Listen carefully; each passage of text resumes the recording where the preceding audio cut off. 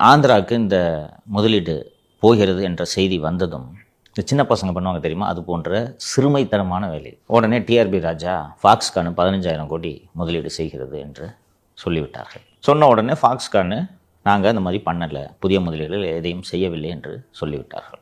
நேற்று காலை முதலே ஊடகங்களில் சட்டப்பேரவையில் இந்தியை தடை செய்வதற்கு ஒரு மசோதா கொண்டு வரப்படுகிறதுன்னு செய்தி பரவச்சு, ஞாபகம் இருக்கா? ஆமாம் சார்.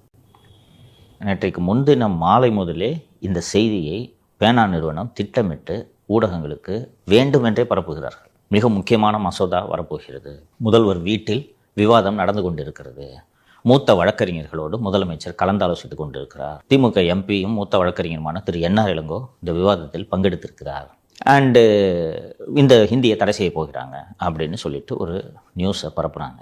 இந்த செய்தியை பேனா நிறுவனம் தான் ஊடகவியலாளர்களுக்கு கசிய விடுகிறது. ரொம்ப முக்கியமான பில்லு, ஹிந்தியை தடை செய்ய போகிறாங்க. அப்போது அது என்ன மாதிரி பில்லுன்றதே யாருக்கும் தெரியல. அப்போ ஹிந்தி படம் வராதா, சிபிஎஸ்சி ஸ்கூல்ஸ் தடை செய்யப்படுமா, இப்படியெல்லாம் விவாதம் போய்கொண்டிருக்கு. இது எதற்காகவென்றால் இந்த ஃபாக்ஸ்கான் விவகாரத்தை தேசிய ஊடகங்கள் கையில் எடுத்து விட்டன. டைம்ஸ் நவ், நேஷனல் மீடியாஸ், எல்லா மீடியாவுமே இந்த மாதிரி போய் சொல்லி மாட்டிக்கினார் இண்டஸ்ட்ரீஸ் மினிஸ்டர்ன்ட்டு எல்லா இடத்து நியூஸும் போட்டாங்க. ஏன்னா Foxconn is and multinational corporation, தைவானில் ஒரு மிகப்பெரிய நிறுவனம், உலகம் முழுக்க ஐஃபோன் காம்பனன்ட்ஸை தயாரிக்கக்கூடிய ஒரு நிறுவனம். அந்த நிறுவனம் முதலீடு செய்கிறது என்று ஒரு மாநிலத்தோட தொழில்துறை அமைச்சர் ஒரு பொய்யை சொல்லி அந்த நிறுவனம் நாங்கள் இப்படி பண்ணலைங்கன்னு சொன்னால் எவ்வளோ பெரிய எம்பாரஸ்மெண்ட், அசிங்கம். அது பிக்கப் பண்ணிட்டாங்க. அந்த நியூஸை எப்படி டைவெர்ட் பண்ணுவேன்? அப்போ அவங்களுக்கு வேறு ஒரு விஷயத்தை போட வேண்டும் சொல்லிட்டு பேனா நிறுவனம் குறிப்பாக தேசிய ஊடகங்களுக்கு, நேற்று தமிழ் மீடியா பிக்கப் பண்ணதை விட நேஷனல் மீடியா தான் பிக்கப் பண்ணிருச்சு. அசம்பிளியில் இன்னைக்கு பில்லு வருதுன்ட்டாங்க.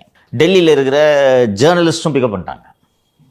ஓகே, இந்தியை தடை பண்ண போகிறாங்க பாருங்க. ஃபஸ்ட்டு பேசிக்காக இப்படி ஒரு பில்லு கொண்டு வர முடியாது. குடியரசு ஆட்சிக்கு எதிரானது, ஃபெடரல் செட்டப்புக்கு எதிரானது, ஸ்ட்ரெயிட்டாகவே டிஸ்மிஸ் பண்ணுவாங்க கவர்மெண்ட்டை. எப்படி கொண்டு வருவாங்க? இந்தியா எப்படி தடை பண்ணுவேன்? ஒரு மொழி எப்படி தடை பண்ணுவேன்? அப்படின்னா என்ன சார், பள்ளிகள் எல்லாம் ஹிந்தி கிடையாதா? அப்படி ஒரு பில்லே கிடையாது.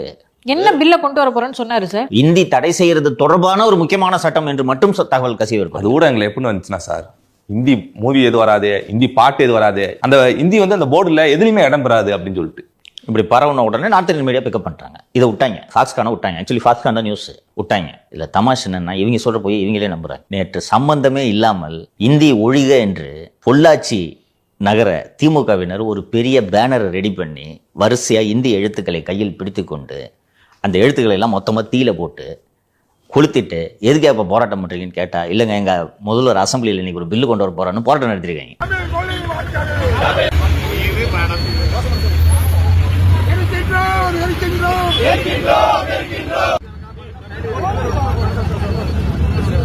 இது எவ்வளவு பெரிய மோசடி, எவ்வளவு பெரிய புரட்டு. எல்லாரும் எப்படி பைத்தியக்காரங்களாக்குறாங்க தெரியுதா? பொய்களிலும் புரட்டுகளிலுமே வாழ்ந்து இவர்களே இந்த பொய்களை நம்ப தொடங்கி விடுகிறார்கள்.